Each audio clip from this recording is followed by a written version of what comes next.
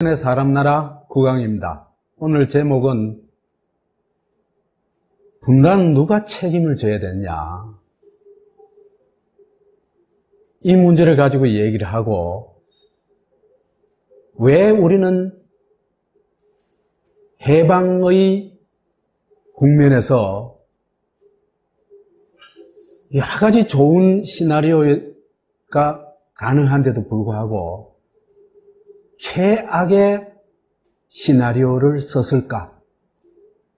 그리고 그 최악의 시나리오를 쓴 책임은 누구한테 물어야 될까? 이게 오늘 얘기의 주제가 되겠습니다. 해방되었을 때 우리한테는 두 가지 과제가 있었습니다. 그리고 또 그 과제를 어떻게 해결하느냐에 따라 가지고 여러 가지 길이 있을 수 있습니다만은 대체로 크게 보아서 두 가지 길이 있었습니다. 두 가지 과제는 첫 번째로 식민지 체제를 가능하면 빨리 청산을 하고, 두 번째로 정말 우리 민족이 선택할 수 있는 최선의 국가를 건설하는 것. 그것이 두 가지 기본 과제였습니다. 이 두 가지 과제를 실현하는 데는 또 크게 보아서 두 가지 길이 있는데, 하나는 미국과 소련이 분할 점령을 했죠. 그죠? 이 분할 점령을 했는 데서 미국과 소련이 어느 한쪽만 반대해도 우리가 원하는 길을 갈 수가 없습니다. 그죠? 그러면은 1차적으로 중요한 것은 미국과 소련이 합의를 하는 것입니다. 이 합의를 하지 않으면 하나의 통일국가, 하나의 민주국가는 불가능합니다. 그런데 또 하나, 미소가 합의한다고 되는 건 아니죠. 그죠? 그 당시 현실 속에서는 좌익도 있고 우익도 있고, 그죠? 다양한 정치 세력이 있었는데 크게 보아서 좌익과 우익이 있었습니다만은 이 좌우가 합작을 하지 않으면 이건 합의만으로도 안 됩니다. 그죠? 손을 잡고 국가 건설에 연대를 하고 힘을 합쳐가지고 해야 됩니다. 그랬을 때 비로소 통일 민주국가를 실현할 수가 있습니다.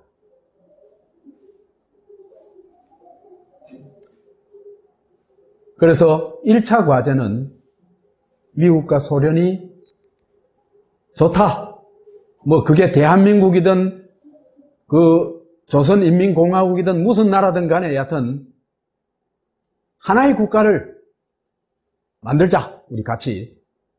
2차로는 이게 이제 이 참 우리가 어려운 점이었는데, 좌우가 상호 인정하고 공존하고 협력해가지고 3차 과제, 통일국가의 정치 체제에 합의를 해야 됩니다. 그 통일국가의 정치 체제를 합의했을 때 그 최소 공배수, 반드시 필요한 것이 두 가지가 있습니다. 하나는 민주주의를 반드시 해야 된다. 이 민주주의가 어떤 수준의 민주주의가 됐냐 하는 것은 여러 가지 논의가 가능하겠습니다만은, 첫 번째로 제일 중요한 것은 인민주권이 실제로 관철되는, 그러니까 인민이 투표로 정권을 선택하고 정치인을 선택하는, 그게 가장 기본이 됩니다. 두 번째는 어떤 형태의 일당 독재도 안 된다. 반드시 다당제가 보장되어야 되고 정당끼리의 공정한 경쟁의 룰이 갖춰져야 된다. 이 두 가지가 되면은 통일국가, 통일민주국가의 기본 틀은 갖춰지게 됩니다. 그 다음에 다른 문제들은 어떻게 되겠어요? 인민주권에 의해서 권력을 선택하고, 그죠?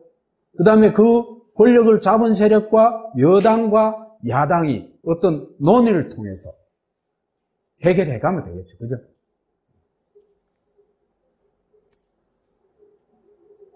이게 통일 민주국가의 길이었습니다. 그 다음 두 번째는 미국과 소련의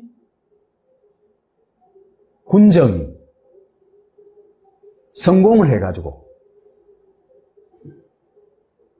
남해는 미국의 위성국가를 세우고 북에는 소련의 위성국가를 세우는 길입니다. 이건 분단 위성국가의 길이라고 얘기할 수 있죠. 우리가 어디로 갔죠? 1위로 갔습니다.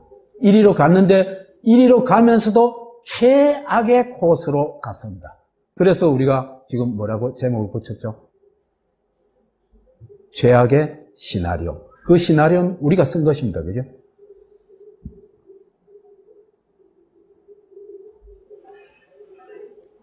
이래 될 경우에는 남은 당연히 미국의 위성국가가 되고 반공 독재 권력, 거기에다 자본주의 체제. 북은 소련의 위성국가가 될 수밖에 없겠죠. 실제로 북한에서 1940년에 시행되는 민주개혁이라는 것은 거의 다 소련이 준비해놨던 프로그램을 그대로 적용한 것에 불과합니다.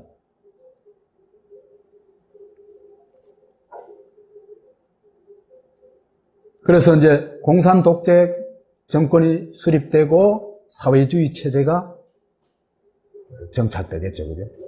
이 길을 벗어날 수가 없습니다. 그래서 결국은 공산 독재 국가와 반공 독재 국가가 대결하는 시스템. 그게 분단 체제라고 할 수 있죠. 그죠? 분단 체제로 갈 수밖에 없습니다.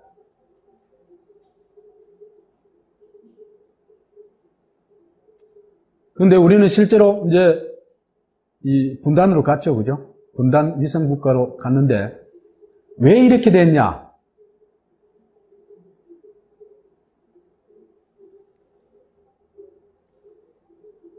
그건 우리가 전번에 미국 덫에 걸린 코리아 그 얘기를 했었죠. 그죠? 그러면서 이렇게 만든 핵심은 역시 미국입니다. 그건 지난번에 얘기했습니다만 미국은 왜 일본이 아닌 당연히 일본이 전범이니까 일본이 분할 점령돼야 되겠죠. 그죠? 전성국, 4개 전성국이 분할 점령을, 일본을 분할 점령해야 되는데도 불구하고, 그게 정상적이죠. 그런데도 불구하고, 일본은 전혀, 분할 점령되지 않고, 다치지 않고, 한국이 대신 분할 점령이 됩니다.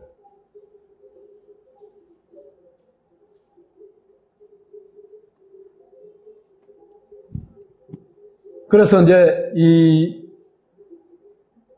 그렇게 된 이유를 전번 시간에 충분히 얘기했죠. 그죠?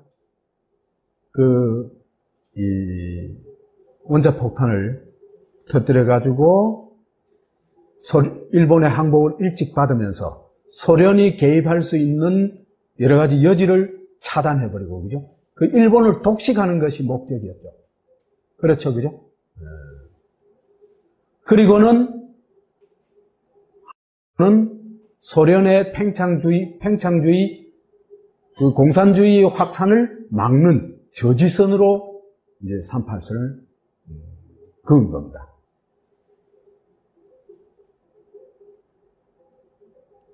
그래서 우리 전번에 얘기했다시피 일본은 이제 한국과 일본의 그 군정을 실시하는데 일본은 자유민주주의 국가를 육성하면서 미국의 파트너로 인정을 하고 또 그런 지원을 굉장히 많은 지원을 합니다.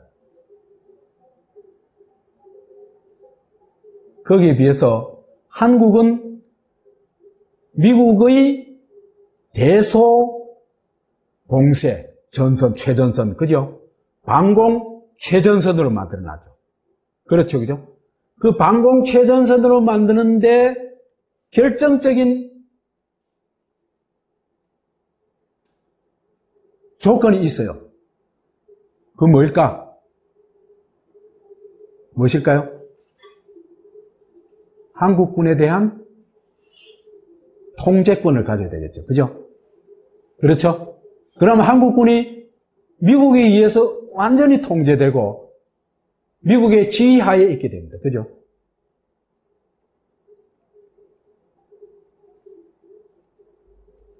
그걸 언제 실현하게 됩니까? 한국 전쟁 때 실현하게 되죠. 그죠?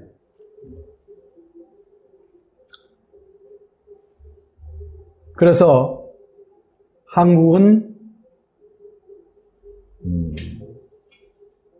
일본의 방파제 역할을 하면서 미국의 파트너가 아니라 똘마니로 전락하게 됩니다. 38선은 이렇게 볼 것 같으면 38선은 군사적 편의를 위한 임시 분할선이 아닙니다. 지금 대부분 그죠? 군사적 편의를 위한 임시 분할선이라 그러죠? 아닙니다.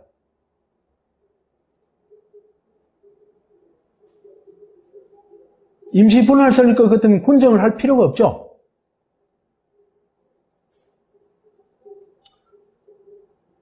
그리고 여기에 소련이 동의하게 되면서 이제 동의하게 되면서 이제 이 갈림길에 서게 됩니다. 분단 이후에 이제 통일민주국가로 가느냐, 분단 위성국가로 가느냐 하는 갈림길에 서게 되는데, 미국과 소련이 점령하고 나면은 이거는 삼척동자라도 알겠죠? 그죠? 미국의 요구에 맞는 국가를 세우려고 할 겁니다. 그죠? 소련의 요구에 맞는 국가를 세우려고 하겠죠. 우리가 만약에 일본을 점령했다. 그러면은 거기에는 당연히 우리 요구에 맞는 국가를 수립하려고 하겠죠. 그죠?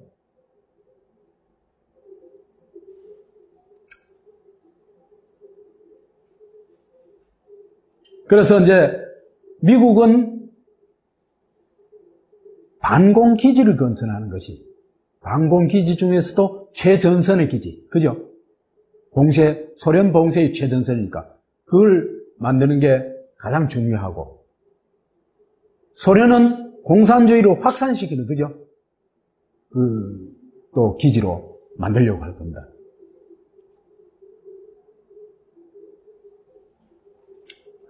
그래서 그렇게 볼 것 같으면은 군정이라는 거는 애초에 처음부터 미국과 소련의 입맛에 맞는 국가, 미국과 소련을 감히 반대하지 못하고 저항할 수 없는 국가. 워낙 강대국이니까 그거 만드는 게 그리 어렵지 않겠죠, 그죠? 그렇게 볼 것 같으면은 군정은 애초에 그 성격 자체가 위성국가를 만들기 위한 공작 본부 역할을 할 수밖에 없다. 그렇게 얘기할 수 있습니다. 미 군정은 이제 그 역할을 이제 수행해 나가는데 남쪽에서는 미국이 위성국가 핵심 뭡니까? 방공전선을 구축하는 거죠. 그죠? 미국의 방공전선을 구축하는데, 그렇게 가는 게 굉장히 어렵습니다. 왜 어려울까? 응? 식민지 수탈 체제에서요, 우리 전번에 이제 여론조사 하는 거 봤죠. 그죠? 70%가 사회주의를 지지합니다. 그죠? 그 다음에 7%가 공산주의를 지지합니다. 그 다음에 70%가 조선인민공화국을 수립해야 한다고 생각합니다. 이런 여건 속에서 이 위성국가 공작을 해야 되니까 엄청난 무리와 폭력이 따를 수밖에 없겠죠. 그렇죠, 그죠? 그러니까 처음부터 아예 점령군으로서 굉장한 위세를 떨치기 시작합니다. 위세를 떨치는 것만 아니라 미 군정이 유일한 정부라고 선언하고 성조기를 개양하고 공식어는 영어를 선포합니다. 이게 뭐예요? 식민지죠. 그렇죠, 그죠? 영락없는 식민지가 아니라 식민지 그 자체입니다. 그런데 우리는 1945년 8월부터 48년 8월까지를 어떤 시기라 합니까? 해방공간이라 하죠, 그죠? 그 말도 안 되는 얘기입니다. 그 시기가 어떻게 해방공간입니까? 미 군정이 정부인데, 식민지 3년이죠, 그죠? 그러니까 역사학이고 사회과학 분야가, 한국의 사회과학 분야가 너무나 정직하지 못한 겁니다. 일본 제국에 대해서는 이제는 마음대로 비판하고 그 위안부 문제를 끝까지 물고 늘어지죠, 그죠? 그렇죠? 미국에 대해서는 하나도 못 물어요. 책임을 묻지도 못하고 일제시대에 미국 점령하는 이 기간 동안에 1990년대 우리 민주화 87년 민주화 운동이 일어나가지고 이제 6월 항쟁이 일어나죠, 그죠? 여하튼 한 90년 전까지는 그죠? 미군 기지 옆에 기지처에 다 있었습니다. 그죠? 그 위안부 부대입니다. 위안부입니다. 국가에서 관리해 줬습니다. 그 한마디도 얘기 안 합니다. 왜? 살아있는 힘이니까. 일본은 지나간 힘이니까. 그죠? 이래가 안 돼요.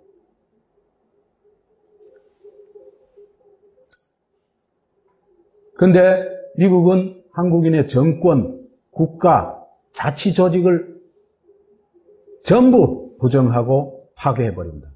대한민국 임시정부, 조선인민공화국, 인민위원회, 노조, 이거 다 파괴해버립니다.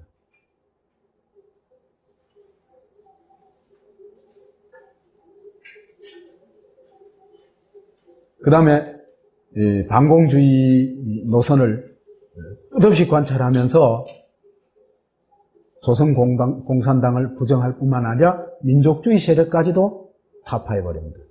파괴해버립니다. 그러면서 실질적인 정권은 누가 잡습니까? 친일파들이 거의 다 잡습니다.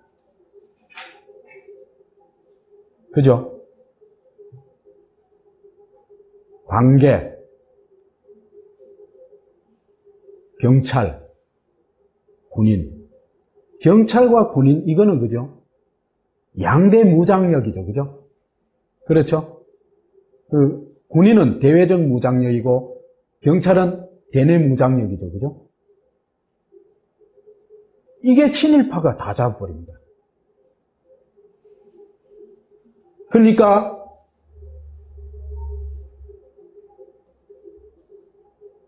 이 군정 3년 동안에 미일 연합 정권이 수립됐다. 이렇게 보면 됩니다.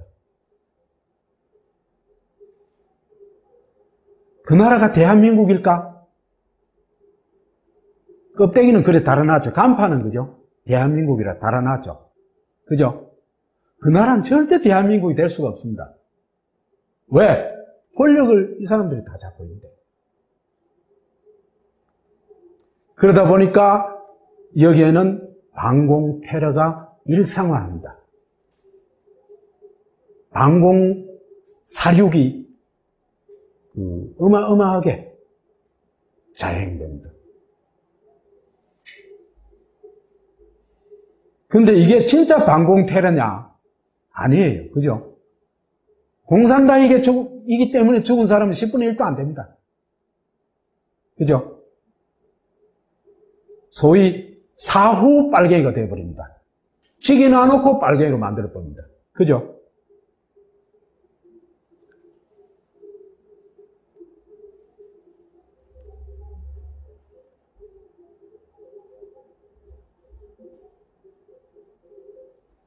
그래서 이제 미국이 이런 어떤 그 반공 전선을 구축하기 위한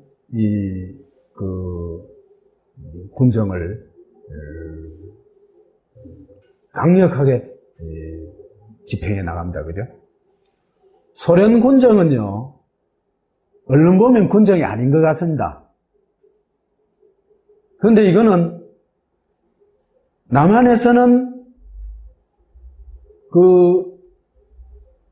미국은 반공전선을 구축하려고 하고 여기에서는 인민정권을 수립하려고 하니까 이게 충돌할 수밖에 없겠죠. 그죠? 그렇죠? 그런데 소련에서는 그게 충돌할 이유가 별로 없습니다. 왜? 사회주의가 훨씬 강력한 조직과 대중적 지지를 받고 있거든요. 그렇기 때문에 소련은 해방군 행세를 합니다. 이게요. 그렇기 때문에 미국은 나쁘고 소련은 좋다. 그건 전혀 아닙니다. 여건이 다른 뿐입니다. 그죠?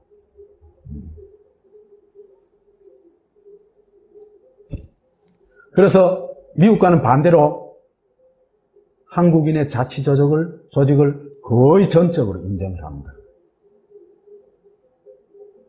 건국준비위원회도 인정하고 인민위원회도 인정하고 각종 대중조직들 있잖아. 노조라든지 부인회라든지 농민회라든지 이런 조직을 다 인정을 합니다.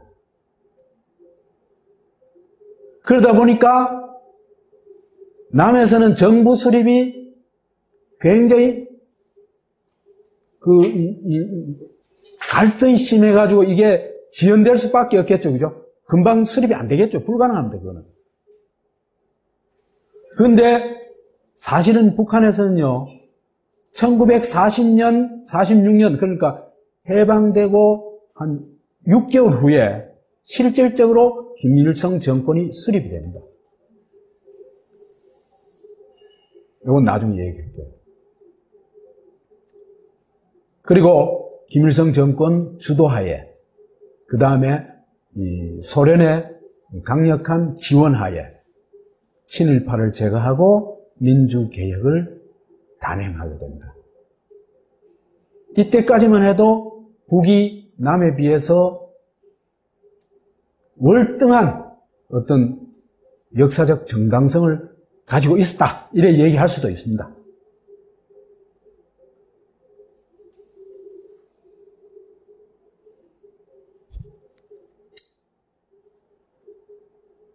여하튼 미국과 소련의 군정의 핵심은 뭐다? 우리 아까 얘기했죠, 그죠? 위성국가를 만들기 위한 정치 공작을 하는 곳이다. 이래 볼 수 있습니다, 그죠? 우리도 섬 하나 점령하면 당연히 그리 하겠죠? 그렇죠, 그죠?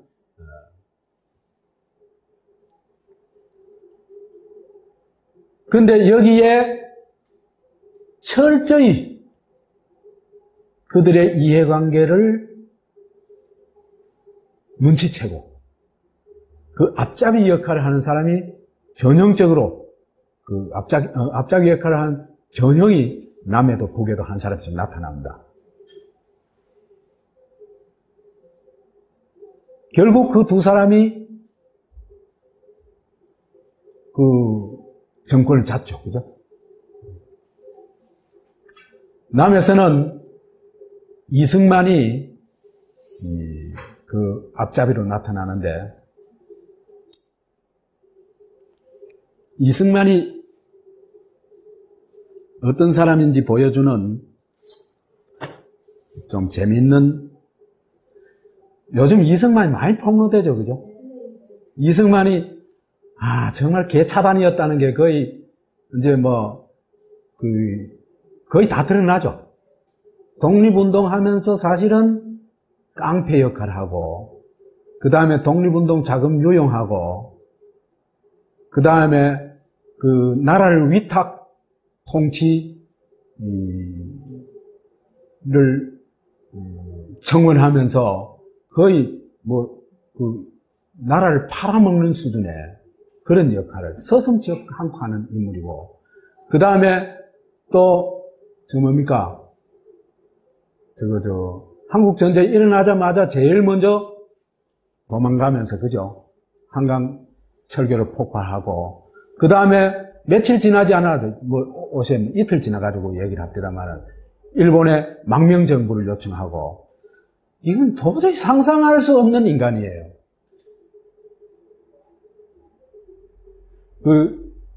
정말 이승만은 그런 면에서는 그 상상을 초월하는, 자기의 이익을 위해서는 정말 수단 방법 안 가리고 남이 도저히 할 수 없는 발상까지도 정말 자유자재로 할 수 있는 그런 인물이에요. 이런 거 생각할지. 여하튼 쇼를 너무 잘해요. 이 사람은 독립운동 사업가라고 얘기할 수 있습니다. 독립운동을 통해가지고, 그 독립운동 하는 척 하면서 그걸 통해가지고 명망도 얻고, 그죠? 돈도 벌고, 진보 쪽에도, 그죠? 이런 사람들 좀 있습니다. 많지는 않아지만 좀 있습니다. 그래서 이제 명망도 얻고, 그 다음에 그걸 이용해가지고 좀 자리도 얻고, 그죠?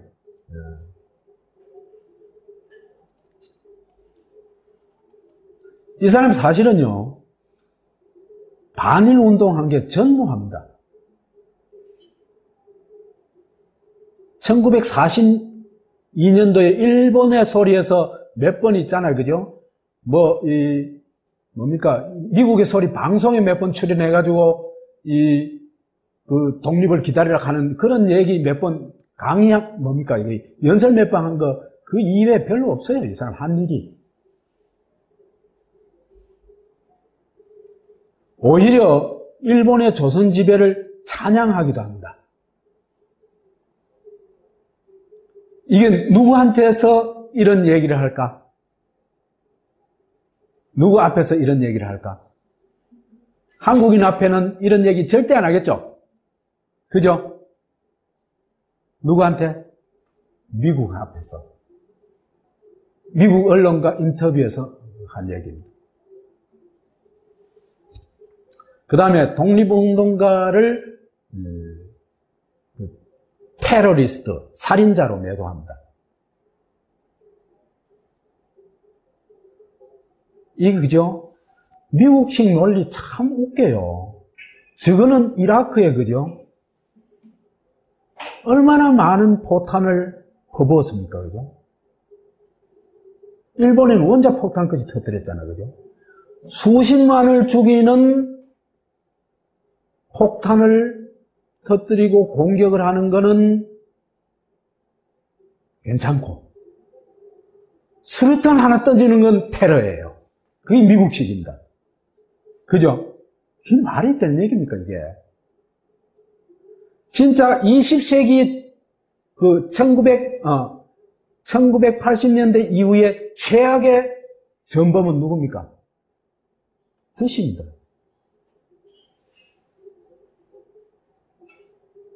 부시 부자가 그랬죠, 그죠?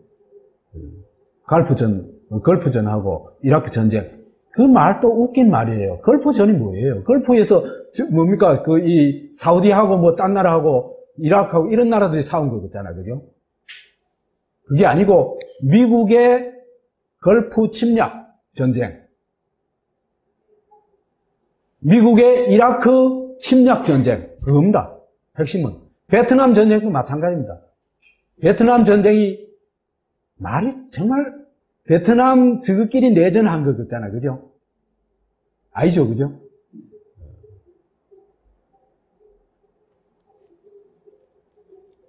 여하튼 이런 논리를 그대로 가지고 있는 사람이 이승만이다 보면 됩니다.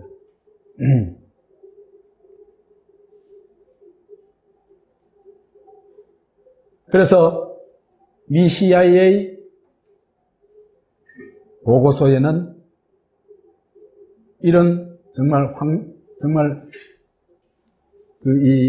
이승만의 정체를 딱 집어내는 이런 얘기도 나온다고 합니다.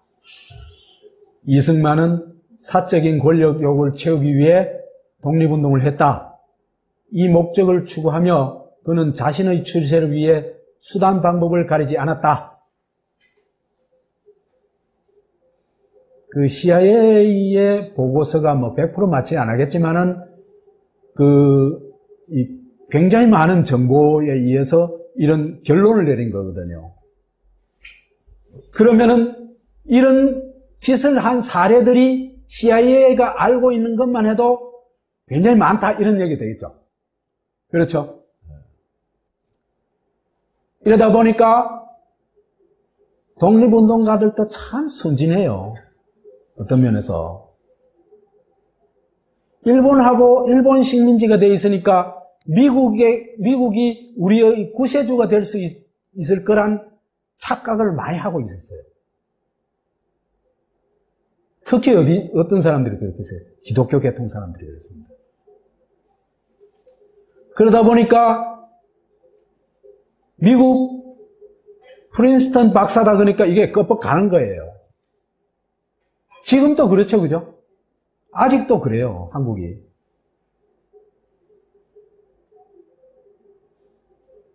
그래, 이제,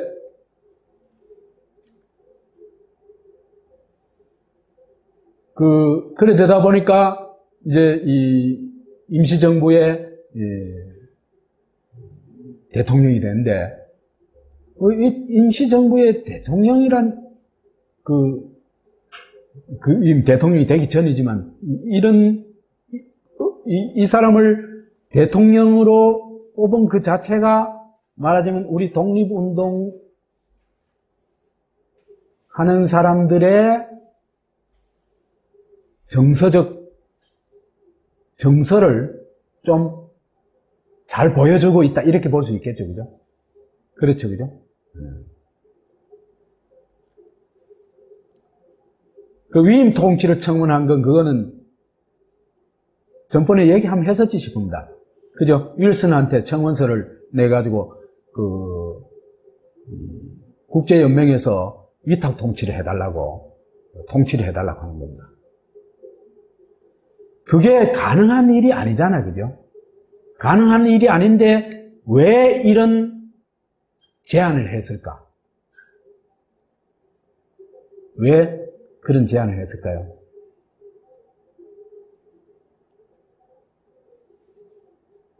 내놓고 뭐라고 하는 겁니까? 저 이승만은 뼛속까지 침입합니다. 그걸 얘기하고 싶은 거죠. 그죠? 그죠? 그리고 미국은 이 친밀파에 주목을 합니다.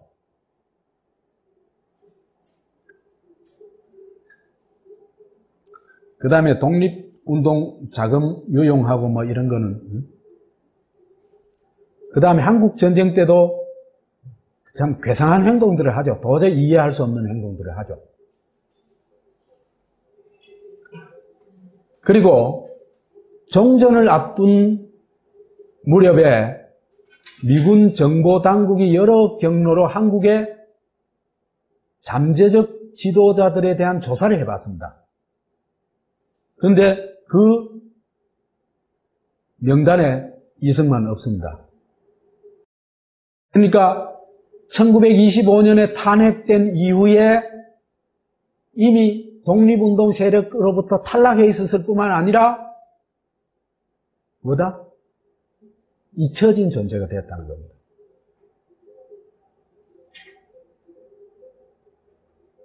그런데 이 사람이 어떻게 권력을 잡고 대한민국 대통령이 됐을까? 기회에는 굉장히 민감한 사람입니다. 아주 막 촉각이 굉장히 발달해 있는 사람이에요. 그래서 이제 이 2차 대전이 종전이 되자 이 사람은 딱 눈치를 끌습니다. 아시아는 누구일 것이다? 메가더일 것이다. 메가더의 줄을 타면은 이건 오케이야. 딱 알아챕니다. 그래서 메가더한테 여러 번 편지를 씁니다. 만나자고. 그때 계급품을 물고 누구를 깝니까? 소련을 깝니다. 왜? 메가더가 반소 반공주의자를 너무 잘 아는 사람이에요. 이 사람은 그런 거는 막 예민하게 알아내요. 그래서 메가더가 불러준다. 그래서 이제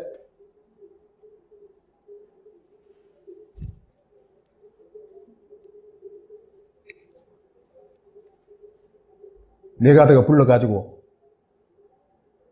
하지하고 주한미군 사령관 하지하고 동경에서 같이 만나요. 그럼 하지가 어떻게 해야 되겠습니까?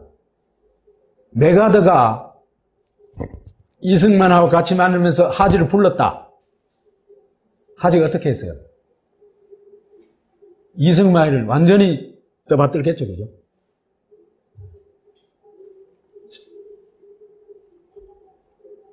그래서 이제 이런 글이 나옵니다. 하지는 이승만이 귀국한 다음 날인 10월 17일에 신문기자들을 배석시킨 가운데 이승만을 조선의 진정한 애국자로 묘사하며 찬사를 보냈다. 하지는 이승만을 앞세운 채 수행하듯 뒤따라 들어왔고 이승만을 기자회견장 헤드테이블 중앙에 앉히고 자신은 그 왼쪽 자리에 앉았다. 군정장관 아놀드가 헤드테이블을 말석을 차지했고 하지의 개인 통역 이묘옥이 이승만의 오른쪽 자리에 앉았다. 그 다음에 쭉 읽어보십시오. 가관이죠, 그죠? 완전히 이승만을 뭐로 만드는 겁니까? 국부로 근데 하지가 앞장선 거죠, 그죠? 이 같은 또 비슷한 현상이 남에서만 일어나는 게 아니라 북에서도 그대로 일어납니다.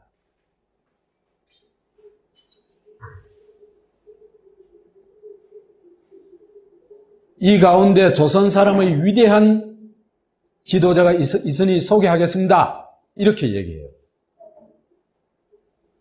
그래서 개인의 야심은 추호도 없고 다만 국제관계에 일생을 바치고 노력하신 분이며 따라서 군정부 정당에도 아무런 관련이 없고 단지 개인 자격으로 이 땅에 오신 분입니다. 이 땅에 오신 분이다 하면 뭐 끝에 있고 예수 그리스도의 강림 거죠, 그죠? 그래서 이승만이 연설한 내내 부동자세로 서 있다고 그래요.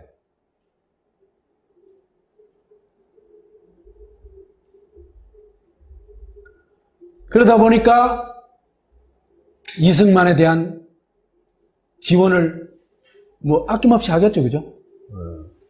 독립촉성회 조직, 이게 나중에 이제 자유당으로 바뀌죠, 그죠? 조직하는 걸 실제로 군정이 앞장서서 합니다.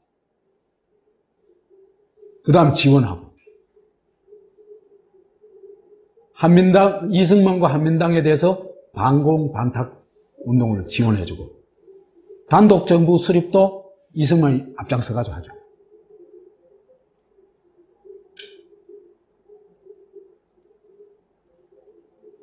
이런 앞잡이가 북한에 또 한 사람 있었죠. 그죠? 소련군 대위 김일성입니다.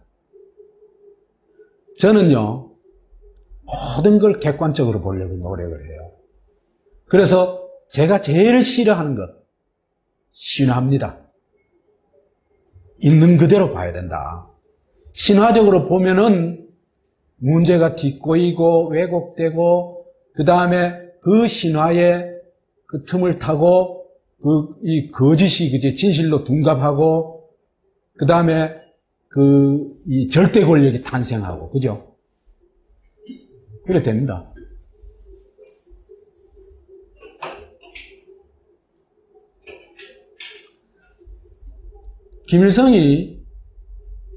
김일성은 어떤 면에서 보면요, 한국 독립운동 역사에서 유일하게 신화를 가진 인물입니다.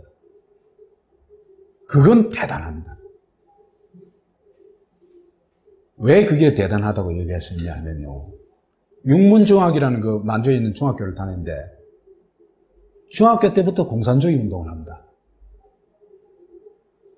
그래가지고 감옥까지 가요. 독립운동을 해도 이렇게 일찍 있잖아요, 그죠? 한 경우는 거의 없어요.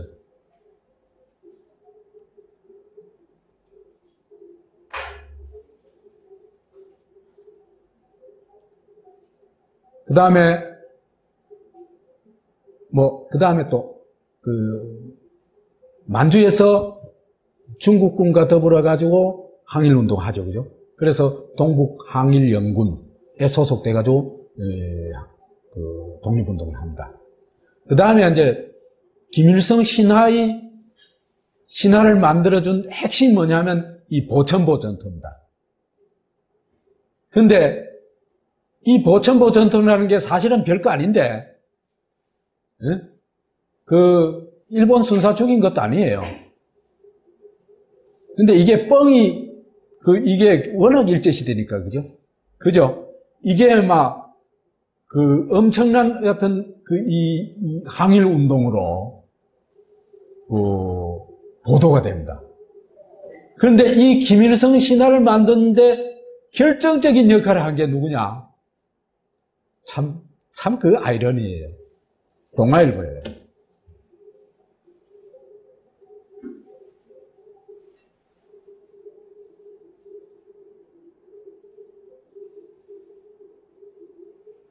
여하튼 보천보 전투가 왜 그렇게 이제 신화가 될 수 있었냐 하면은 이게 유일한 조국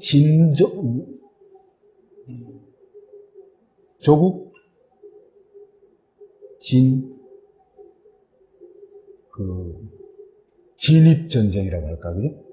한국에 이제 독립군이 들어와가지고 교전을 한 것입니다. 일본군과. 교전은 전부 어디서 했어요? 만주에서 하고 했죠, 그죠? 거의 조선 국경을 넘어서지를 못했어요, 독립군이.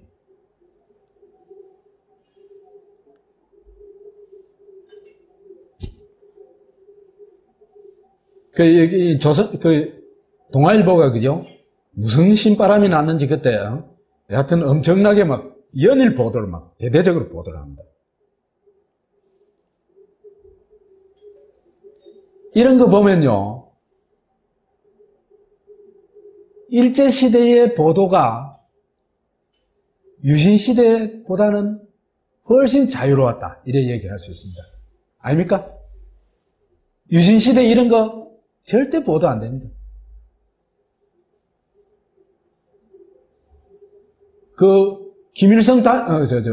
김영삼이 단식하는 것도 군사정권 시절에 보도가 안 됐죠, 그죠? 20며칠째 단식하고 있어도 보도가 안 되고, 곰이 어디서 죽었다느니 그런 보도가 되고 그랬어요.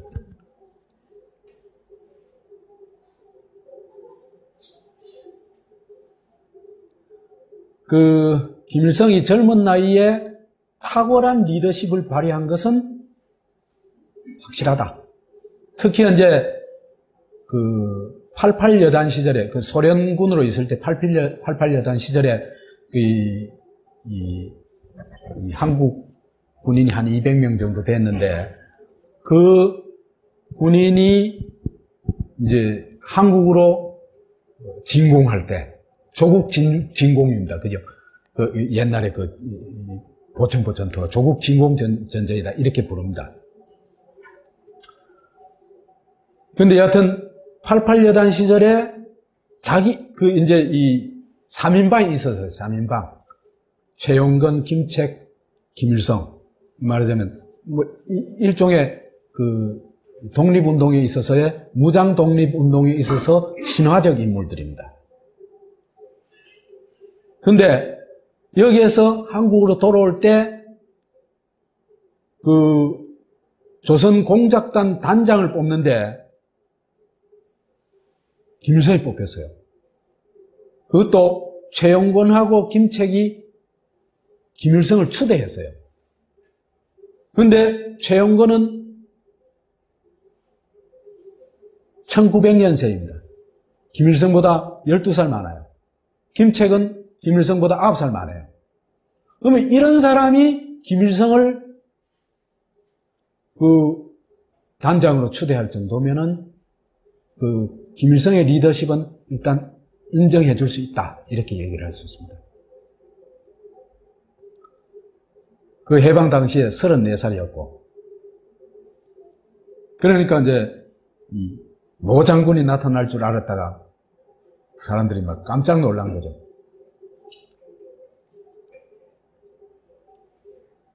그래서 이제 이 대중적 명망이 굉장히 높았다.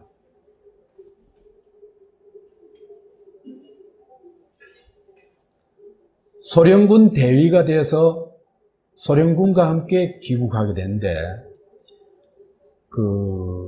10월 14일 날 사실은 이건 평양 인민대회인데 나중에 이제 김일성이 워낙 이 인민대회에서 이제 두드러지고 돋보이고 또 이제 김일성을 위한 잔치 비슷하게 돼가지고 환영대회 비슷하게 돼가지고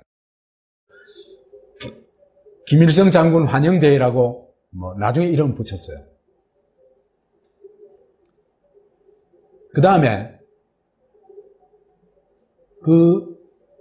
여하튼 소련이 이북에 진주하면서 김일성을 대대적으로 선전해 줍니다. 대표적인 게 뭐냐 하면은 스탈린과 김일성 사진이 초대형 사진, 한 면이 한 10m씩 되는 그런 대형 사진을 들고 이제 카퍼레이드 하거나 또는 어떤 건물 내에 붙여놓거나 차에 붙여놓거나 그런 경우가 많은데 이 사진이 북한에서 굉장히 많이 유행을 해요. 제가 이제 인터넷에 들어가서 그 사진들을 쭉 찾아봤어요. 봤더니 굉장히 많더라고요. 그러니까 이 시기부터 이미 해방 직후야. 소련 점령 직후부터 이미 소련에 의해서 점지됐다. 이렇게 보면 되겠습니다.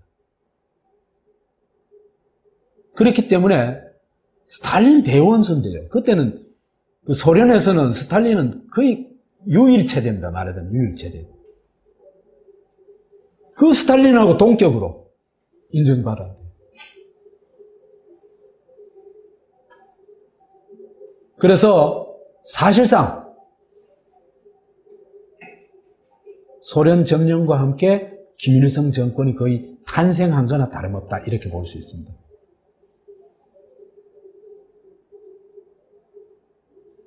북조선 임시인민위원회 위원장으로 선임되면서 사실상 김일성 정권이 수립됐다. 이렇게 보면 되겠습니다. 그래서 소련 기획 하에 김일성 주도로 토지개혁 등 민주혁명을 수행하게 됩니다. 이 민주혁명 나중에 이제 우리 얘기를 할게요. 이제 노동시간이 8시간이고 뭐 여하튼 굉장히 개혁 내용이 많습니다. 많은데 이거 다 있잖아요. 그죠? 금방 뻥으로 다 드러납니다. 껍데기만 그래 해놓은 거예요. 우리나라 헌법하고 비슷한 겁니다. 껍데기만 그래 해놓은 겁니다. 그래서 1946년 6월이 되면은, 그러니까 소군정이 들어선 지 한 10개월쯤 되면 이미 그죠? 이런 얘기가 나옵니다. 우리 민족의 위대한 영도자 김일성 장군 만세, 이런 구호들이 나오기 시작합니다. 그 다음에 7월 달에 가면요, 이건 유례가 없는 일이 발생합니다. 김일성 대학을 세우기로 결정을 합니다. 이게 공산 독재가 된 나라들도 그죠? 어떤 독재자의 이름을 따가지고 대학을 세우는 경우는 없어요.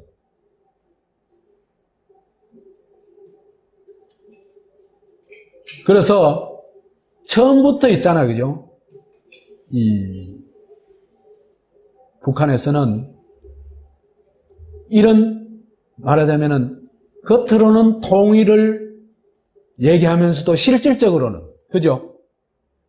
단독 정부를 수립해버립니다. 그리고 그 논리가, 그 수립의 논리가 뭐냐면 민주기지론입니다. 민주주의 국가인 소련이 점령하고 있는 지역에서 점령하고 있는 유리한 조건에서 소련의 지원하에 민주혁명을 달성해가지고 북한을 민주기지로 만들고, 그죠? 남조선을 장차 해방한다. 이 논리입니다. 그죠? 그게 무슨 논리입니까?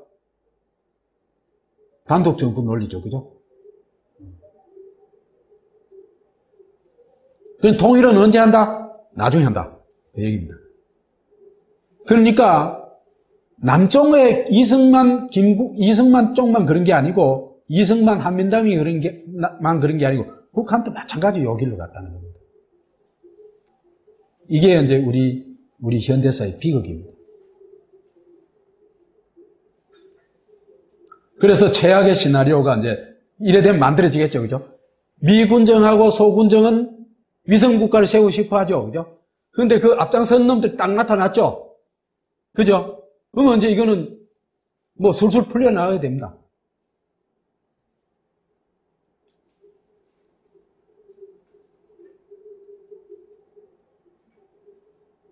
그래서 이제,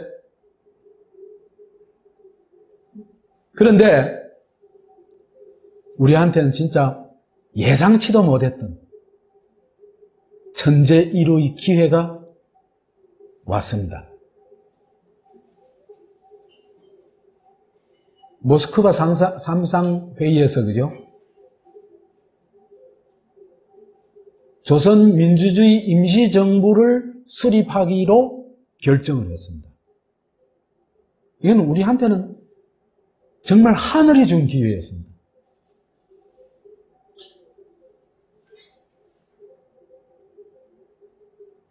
그러니까 민주주의 정부를, 국가를 수립할 수 있는 기회였다는 것. 또 하나, 그죠? 미국과 소련, 이런 강대국들의 어떤 견제와 지원 하에서 어떤, 좌우 간의 충돌을 최소화하면서 공정한 경쟁을 할 수 있는 길이 열린 거죠. 그죠?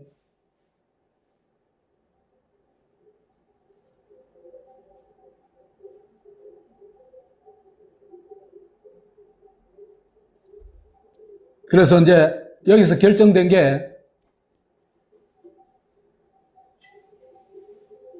세 가지인데, 민주주의 원칙 아래 임시정부를 수립한다. 이 임시정부를 만들고 지원하기 위해서 위소공동위원회를 설치해서 운영한다. 그리고 위소 영중 4개 국가가 5년 동안, 여기 말이 신탁 통치지 후견 정치를 한다는 겁니다. 신탁 통치 같으면 조선민주주의 임시정부라는 게 이런 개념이 안 나오겠죠, 그죠? 그렇죠, 그죠? 말하자면 이 유엔의 어떤 고등 판문관이 와가지고 정부를 주도한다든지, 그죠? 4개국에서 관리를 파견한다든지 이런 형태가 되겠죠, 그죠?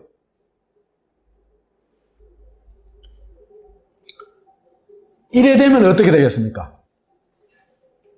이래 되면은 남북 만약에 이런 식으로 선거를 한다. 누가 될 것 같아요? 진짜 공정한 선거를 막 꼭 100%는 아니라도 비슷한 선거를 하면 그건 여운형이 됩니다. 왜 그러냐면요. 이 시기에 사회주의 지지가 70%라 그랬죠, 그죠? 그때 그 사회주의가 뭐였습니까? 정치적 민주주의를 하고, 그 다음에 대자본은 국유화하고, 중소자본은 사유화하는 그런 것이었죠, 그죠? 그 다음에 다양한 복지제도를 만들고, 그런 국가형이었습니다. 그러면요, 김일성 정권 그 불가능합니다. 그 다음에 남한의 지주 자본가 계급이 그걸 받아들이겠어요? 그러면 이걸 선거를 하면요, 그거는 사회주의 세력이 압승을 하게 되어 있는 겁니다. 그러니까 이걸 어떻게든지 막아야 되겠죠. 특히 친일파, 지주, 그죠? 그 다음 반공주의 세력들은 어떻게든 이걸 막아야 돼요. 그래서 이제 동아일보에서 완전히 정반대의 보도를 합니다. 소련이 신탁 통치를 주장했고 미국은 즉시 독립을 주장했다. 완전히 거꾸로입니다. 며칠 있다가 밝혀집니다. 그게. 그래서 친미 반소 분위기를 확 띄웁니다. 그래서 핵심 이슈를 바꿔치기 했죠, 그죠? 어떻게 했습니까? 조선민주주의 임시정부 수립이 핵심 주제였죠. 그죠? 이걸 뭐로 바꿔치기 합니까? 신탁 통치를 찬성하냐 반대하냐, 이걸 바꿔치기 하는 겁니다.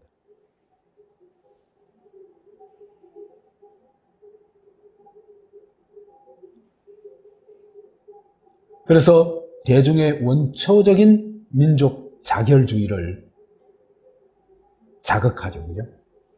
왜? 해방됐을 무렵에는, 그죠? 민족 자결주의가 막 폭발하던 시기입니다, 그죠? 그런 시기 맞겠죠, 그죠? 일제시대에 그 억압되어 있던 그게 폭발하겠죠.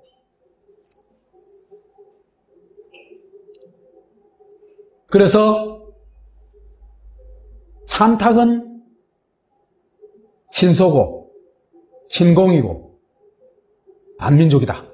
이런 도식을 이제 만들어냅니다. 그 다음에 반탁은 애국이고, 독립이고, 그죠? 민족이고, 반공이고, 반소고, 이런 여하튼,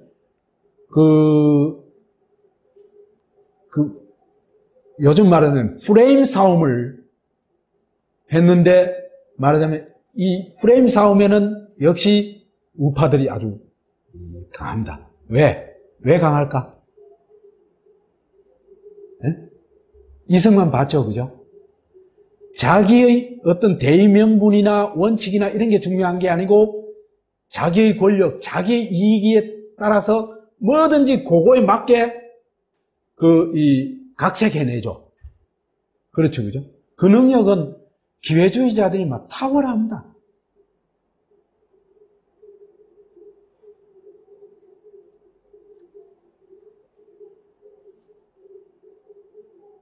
그래서 이렇게 되면서 좌익 이꼬르 빨갱이 이꼬르 반민족이라는 대중적 어떤 그 인식이 확산되게 됩니다. 그러면서 실제로는 민족 반역을 했던 친일파들 있죠, 그죠? 이 사람들이 뭘 애국의 가면을 쓰기 시작합니다. 그죠?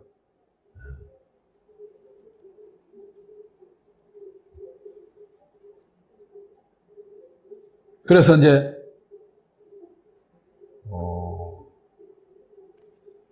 독립운동 세력 대 민족 반역 세력의 해방 이후의 싸움은 기본적으로 그 싸움이겠죠, 그죠? 그렇죠? 그 싸움인데 이게 찬탁 반탁 싸움으로 확 바뀌었고, 정체도 독립운동 세력은 오히려 친소 반민족, 그죠? 몰리고, 그죠? 그 다음에 민족 반역 세력이 오히려 애국 민족 세력으로.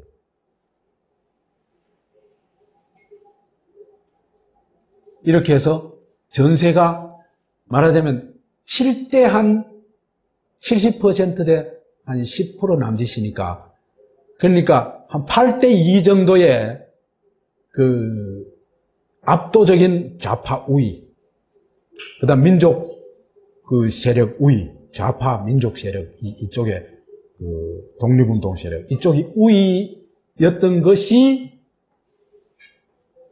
이 찬탁 반탁 운동으로 인해서 거의 5대 5로 바뀌어버립니다. 언제는 미국이 좀 더 힘을 실어주면 이쪽이 이길 수 있겠죠, 그죠? 그래서 이제 전세가 뒤집히기 시작한데, 여기에서 결정적인 역할을 해준 사람이 누구냐? 김구입니다.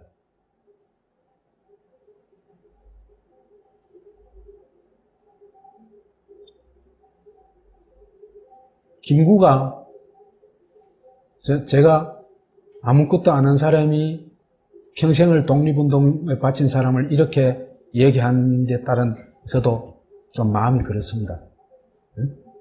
그렇지만 그렇더라도 냉정하게 얘기해야 된다고 생각을 해요. 김구의 어리석음이 그죠? 나라를 망쳤습니다. 제가 볼 때. 반탁운동은요, 이승만이 선도해가지고 한 게 아닙니다. 한민달이 선도한 것도 아닙니다. 완전히 김구가 막 선도해가지고 한 겁니다. 왜 통일민주국가라는 그 주어진 그걸 못 봤을까? 그 천재 일의 기회를 못 봤을까? 민족이란 것이 눈이 어두웠을까?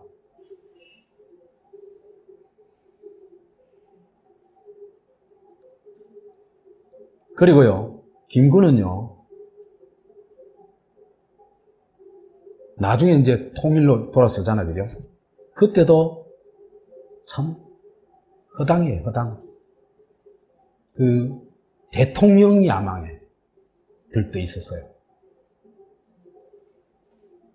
제가 볼 때는 분단에 있어서 이승만보다 책임이 더 크다, 이렇게 봅니다.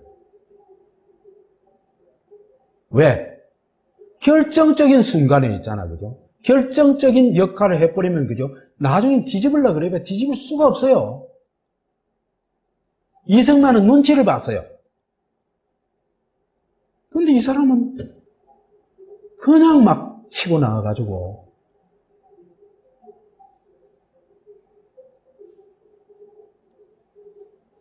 그래서 신탁정치 찬반 전쟁으로 바뀌어버렸습니다.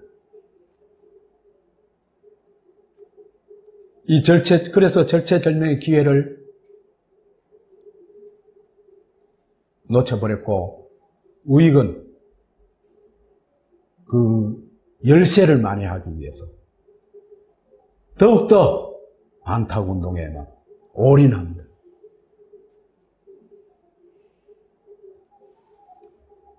그래서 김구와 한독당이 원초적 민주주의도 있었는지 제가 지금 돌이켜보면은 의문이에요. 원초적 민족주의가 있었다면 민족 통일이라는 걸 왜 못 봤을까?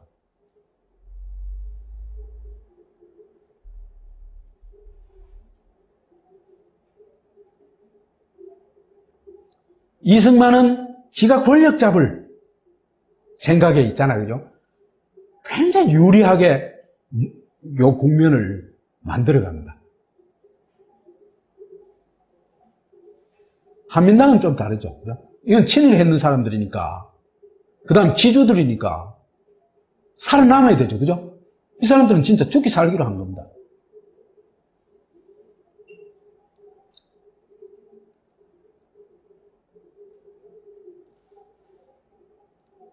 좌익은 대체로 조선민주주의 임시정부 수립에 찬성하고 굉장히 적극적으로 이 찬탁운동을 해나갑니다. 이 미소공동위원회가 성공하기를 간절하게 바라는 그런 그 당시의 염원들이, 그죠? 이 지식인들이나 이 운동가들 그 글들 속에 참 많이 있습니다.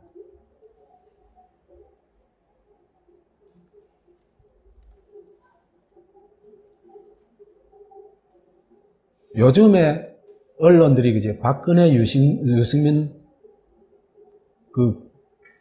이 관계에 대한 언론의 왜곡하고 거의 같아요. 유승민은 말하자면은 그 시행령이 헌법과 법률에 위배될 때는 그건 당연히 국회에서 개정 요구를 해야 되고 또 개정을 해야 됩니다. 그죠? 그거는 지극히 당연한, 정종섭이도 얘기했다시피 그걸 거부하면 탄핵 대상이 될 정도의 그런 어떤 일입니다. 언론이 그 얘기를 안 해요.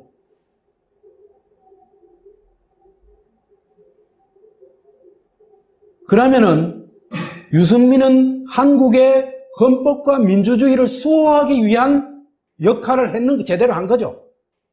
그죠? 그런데 그걸 거부하고 그걸 주도한 놈을 쫓아내. 이거는 군주 주권 절대 왕권이 하는 짓입니다. 그죠?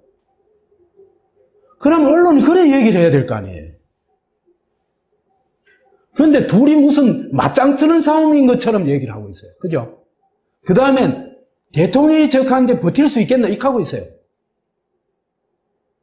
한국의 언론인들, 그죠? 민주주의에 대해서 너무나 무지하고 악의적이에요.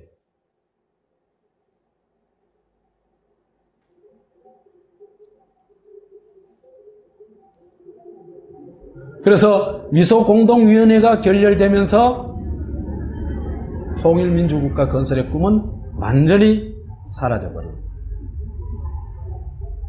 그래서 이제 분단 위성국가의 길로 가죠. 북에서는 일찌감치 김일성 정권이 탄생했고, 남에서는 이 소위 이제 전선을 감당할 수 있는 그런 반공주의자가 정권을 잡죠. 그리고 그 시나리오의 끝은 더 큰 비극, 한국전쟁으로 마무리합니다. 이게, 그죠? 이게 남침이냐 북침이냐 이런 논의도 중요하지만요, 이건요 북의 민주기지론의 당연한 귀결이에요. 그죠?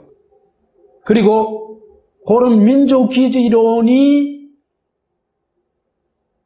작동될 수 있도록, 다시 말해서 미국이 힘의 공백을 만들어줍니다. 그죠? 남한에서. 그죠? 미국이 철군하고, 그 다음 에치슨 라인을 선포하면서, 그죠? 그러니까 한국에 대해서는 우리가 개입 안 한다. 이런 그 분위기를 확 만들어가죠. 그죠? 그러니까 북한은, 아, 우리 뭐 하면 되겠구나. 이제 생각하는 거예요. 그래가지고 이제 형님들한테, 스탈린하고 뭐 대통령한테 가가지고도 이제 지원 약속도 받고 하니까 그냥 온 거예요.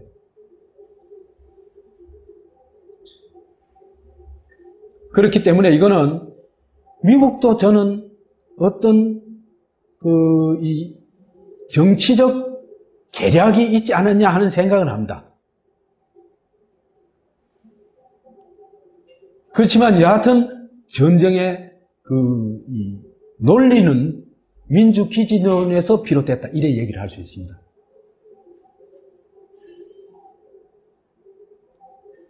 그래서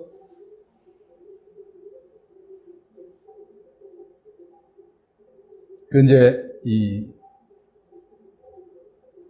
그 민주기지론에 따라서 남조선 해방전쟁을 일으킨 것이죠. 그죠? 저 의도로는 그렇게 얘기를 할 수 있습니다. 이게 통일전쟁이냐 침략전쟁이냐를 따지는 거는 그거는 초딩 수준의 얘기입니다. 모든 전쟁은 침략전쟁이기도 하고 영토를 빼앗아가지고 통합하기 위한 전쟁이기도 하죠. 그렇죠, 그죠? 양면입니다, 그건. 침략전쟁이냐 통일전쟁이냐 하는 이 한국전쟁의 양면이라고 얘기를 할 수 있습니다. 최악의 시나리오에 대한 책임은, 원초적 책임은 미국과 소련이 져야 된다. 그 다음에 분단의 책임은 남한 우익, 이승만, 김구, 한민당, 특히 김구에게 그 책임을 묻지 않을 수 없다.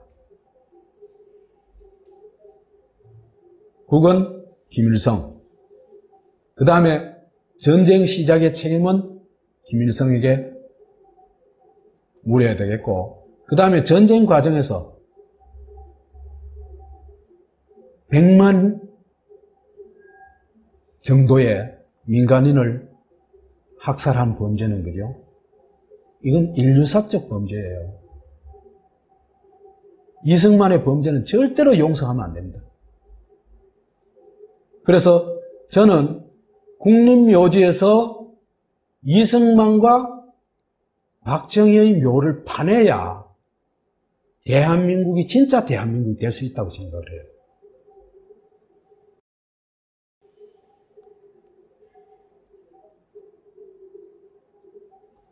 분단 육적. 분단은 기본적으로 미국의 작품이다. 미국이 기획하고 제작하고 감독했다. 제가 지금까지 설명드린 것 충분하겠죠? 그런데 왜 우리는 책임도 못 묻냐?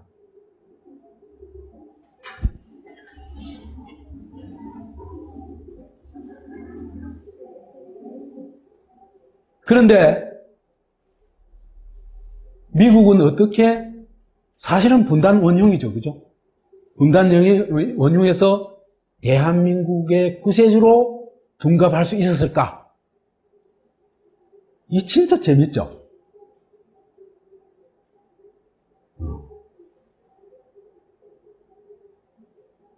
이게 그죠? 스톡홀름 신드롬이라고 들어보셨죠, 그죠? 그거하고 거의 같다고 보면 됩니다. 워낙 한국에 있어서는 거대한 힘이잖아, 미국이라는 게, 그죠? 그럼 거기 압도되고 제압돼 버리면요, 그게 우리를 괴롭히는 게 아니라 우리를 지켜주는 존재라고 생각하게 돼요.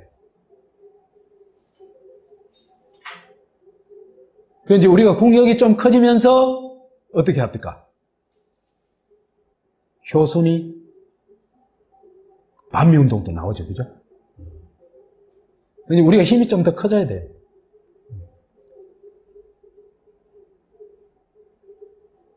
공범 소련은 생략, 북의 종범 김일성 생략, 남의 종범 이승만 생략.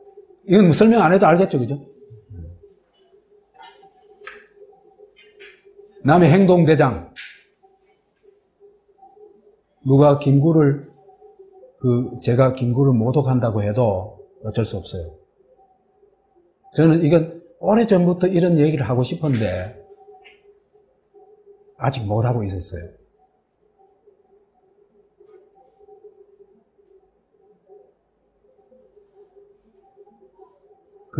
반탁 선봉에 섰다는 건 뭐 다 아는 얘기죠, 그죠? 그 다음에 김일성이 또 심각한 문제는 김구의 심각한 문제는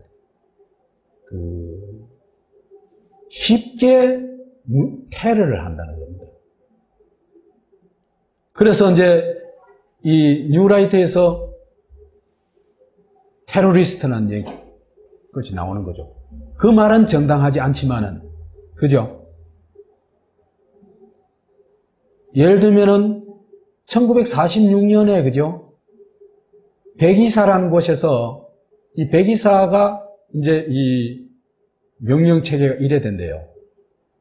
김구, 신익희, 영동진이 백이사 총대장입니다. 연결되는 테러 명령체계래요. 그래서 북파 테러를 감행합니다. 북쪽 가서 테러를 해요. 김일성, 김용건, 최용건, 김책, 강양욱 이런 사람한테 테러를 감행하는데 뭐 성공하지는 못해요. 그런데 김일성한테 테러를 하는데 수류탄을 던졌어요. 수류탄을. 근데 수류탄을 던졌는데 소련군 거기 같이 있던 소련군 소위가 그걸 받아가지고 대던질락 하다 터져버렸어요. 그래가지고 이 사람 팔 날라가고 한쪽 눈 심하게 다쳤어요. 그래서 북한에서는요, 그때 당시 김일성, 김국하면 이를 갈았어요.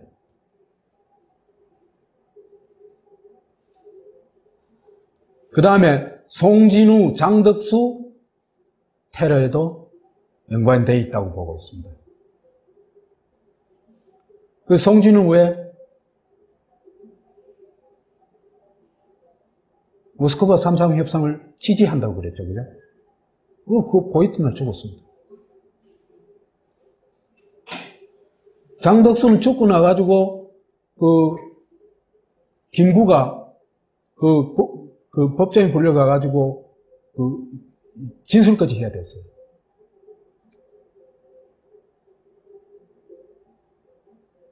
그러니까, 김구의 반공 테러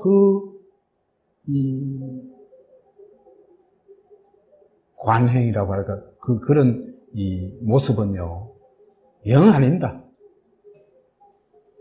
이런 사람 대통령 되면 안 됩니다. 한마디로. 이승만보다 더 심각할 수 있습니다. 솔직히. 이승만 그래서 미국 물 먹어가지고, 그죠? 쫓겨날 때 물러날 줄은 알죠, 그죠? 근데 단호하게 얘기를 합니다. 김구는 아닙니다.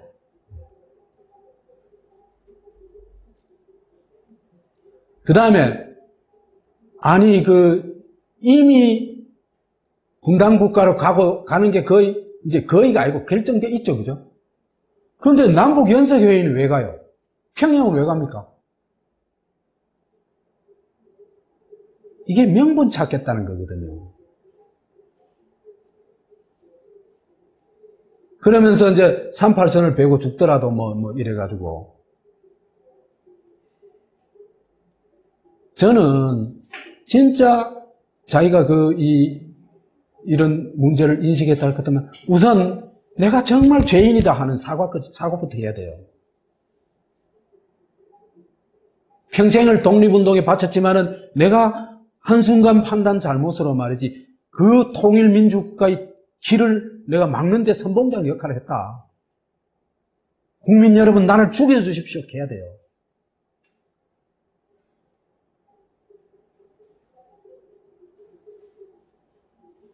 동아일보 한민당 생략. 그 다음에 또 하나 꼭 얘기해야 되는 분단 돌격대들입니다. 이 테러단들인데 우리나라의 극우는요 이상해요. 어느 나라나 극우의 사상적 기반은 뭡니까? 민족주의죠, 그죠? 자민족 우월주의, 그 다음에는 침략의 반침략, 반외세주의, 그죠? 그렇죠, 그죠? 우리나라의 극우는 뭡니까? 반민족주의입니다. 그죠? 민족 배신을 하는 집단들이에요. 그 다음에 사대주의입니다. 그죠? 강한 나라를 무조건 추종하고 그 앞잡이 노릇하는 인간들입니다. 그러니까 극우라도 정상적인 극우가 있고 또라이 극우가 있어요. 한국의 극우는요, 99.9%가 또라이 극우입니다. 지금 그런 단체 수없이 많죠? 그 사람들 뭐 하면 되는지 알아요? 돈줄 끊어보면 그 사람들 다 날아갑니다. 아무것도 아닙니다. 내가 정권 잡는다면은 그 사람들 돈줄 싹 다 끊어버리겠어요. 그러면 1년 이내에, 그죠? 그 군정들 다 사라집니다.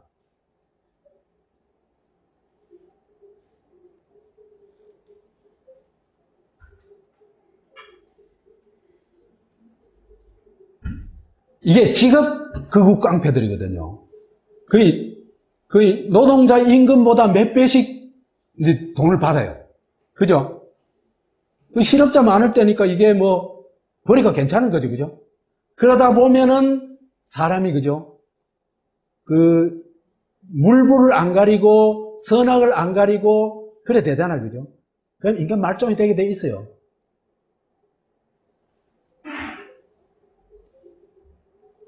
이런 반공 테러르 국가를 만든 게 미군정입니다. 그냥 건전한 반공 국가 그거 아니에요.